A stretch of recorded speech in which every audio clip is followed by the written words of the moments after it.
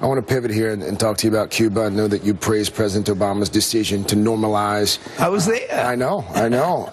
On Saturday, Raul Castro essentially declared victory, saying after 50 years, Cuba finally got what it had been fighting for. What's your response to that?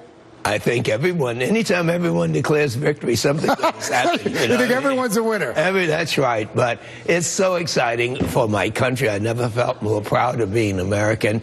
It brings us into the family of nations. But you know a lot of Cuban exiles, they feel betrayed by this president. You know that. You've heard from them as well over the past few days. Yes, they're older people like me. They have very emotional ties to President Castro, and they suffer a lot of pain.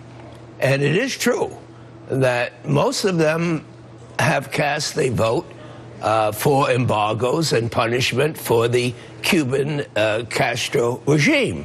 But quite frankly, this has changed dramatically. And people have to understand that even though we are concerned as Americans about their feelings, that we have to do what's in the national economic interests of the United States of America. And not one of them had said that cutting off economic and political ties with Cuba has done anything to bring down communism here. Are you confident in that government's ability to enforce the rule of law? And by that I mean, are you confident that American businesses are going to be able to go to Cuba, conduct business, and be protected? If they can do it with 1 billion communists in China, and they can do it in Vietnam, you'd be surprised what capitalists can do anywhere.